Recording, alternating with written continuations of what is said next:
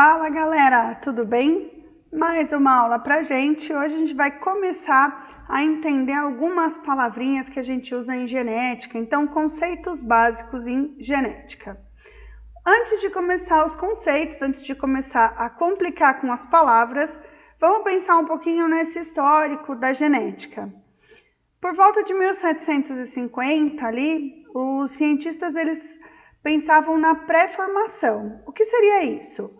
Um indivíduo miniatura já estaria formado nos espermatozoides, ou alguns acreditavam que esse serzinho, essa miniatura de gente, estaria presente nos óvulos. Um pouquinho depois saiu a teoria da epigênese. O que seria? O embrião se desenvolve a partir de uma matéria indiferenciada. Eu não tenho diferenciação nenhuma e a partir daí ele vai se desenvolvendo.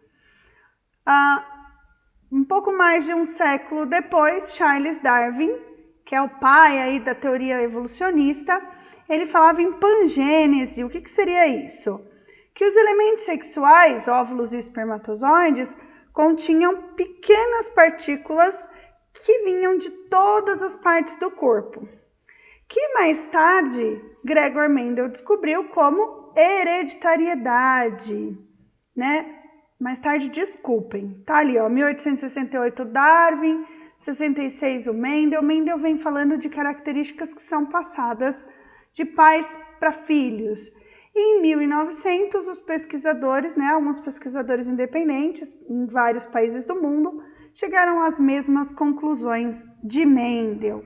Então, a gente vai falar muito do Gregor Mendel, gravem um pouquinho esse nome e vamos lá aos conceitos. O primeiro conceito é gene. A gente fala muito em gene. Esse gene está ligado a... O que seria o gene? Fragmento de DNA, um pedacinho do DNA que determina a produção de proteínas específicas. Essas proteínas é que vão diferenciar cada característica que nós temos. Então, essa produção é que vai identificar as nossas características. Então, o gene é um pedacinho desse fragmento de DNA. O nosso DNA funciona como se fosse um grande código. E cada pedacinho desse código a gente chama de gene. Locus gênico é a posição que o gene ocupa no cromossomo. Então, se a gente perceber aqui, ó, o tipo sanguíneo, ó, o locus gênico nesse cromossomo. Ó, o gene para o crescimento, olha a posição que ele ocupa, cor do cabelo, a posição que ocupa no cromossomo. Então, o gene, o pedacinho de DNA, o locus gênico, a posição que esse pedacinho ocupa no cromossomo. Genes alelos.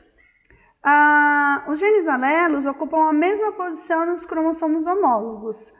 Cromossomos homólogos são aqueles pares lá dos seres diploides, Então, a gente tem aqui um gene para uma característica que a gente vai chamar de A, nos dois cromossomos ocupando a mesma posição. Essa é uma característica.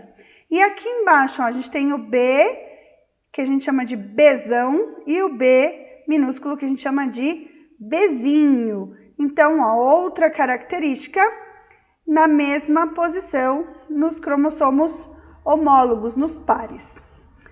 Alelo recessivo, a gente representa pela letra minúscula e ele só vai se manifestar quando os dois alelos forem iguais, ou seja, quando ele estiver em homozigose.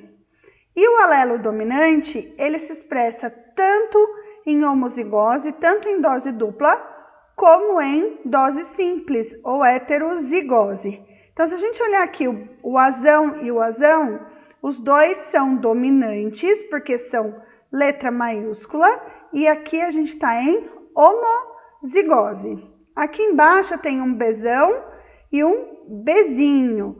Aqui são diferentes, um dominante, um recessivo, e eles estão em heterozigose.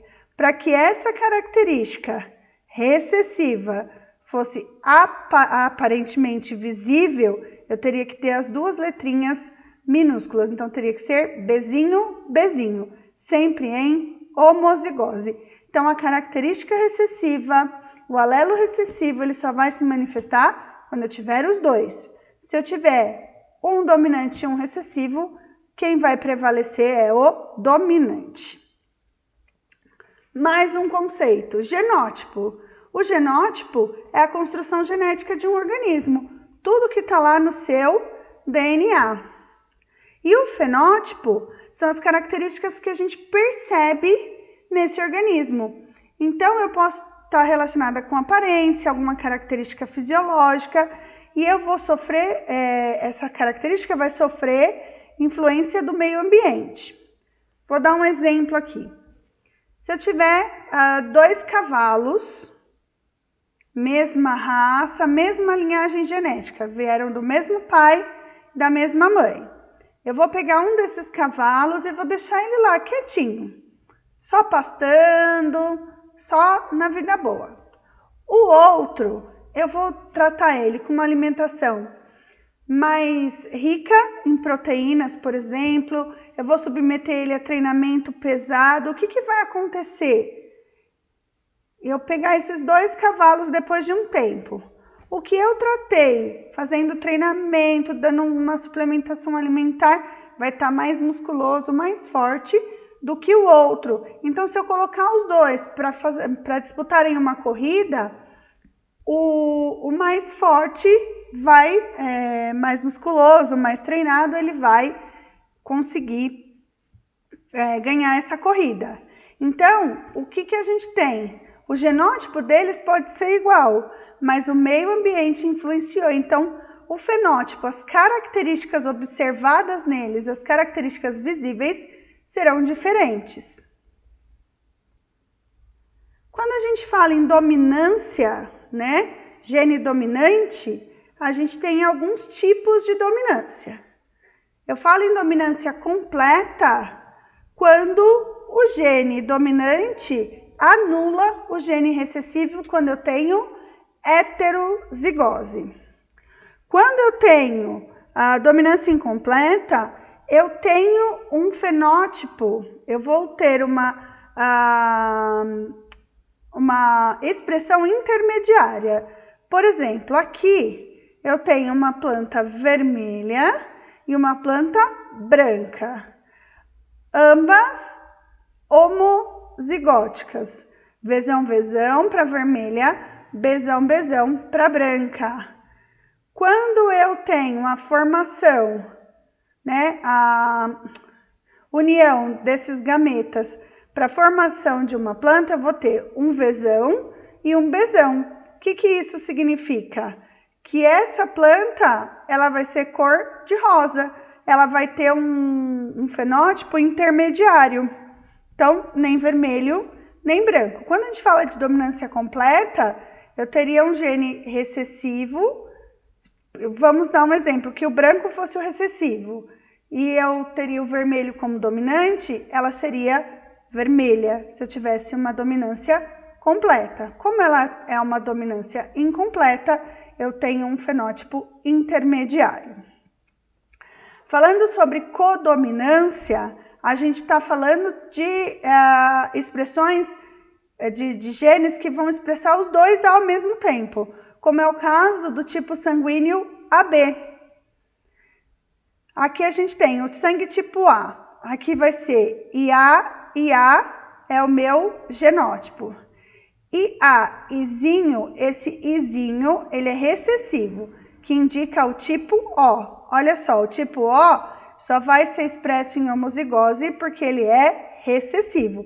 Isso é uma dominância completa. Quando eu tenho um alelo A e um alelo O, qual vai ser o fenótipo? O fenótipo é o sangue do tipo A. A mesma coisa acontece com B.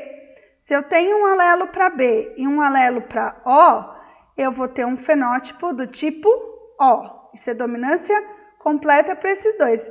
Mas se eu tiver um alelo A e um alelo B, um não domina o outro, os 2 serão expressos, então o tipo do sangue é AB.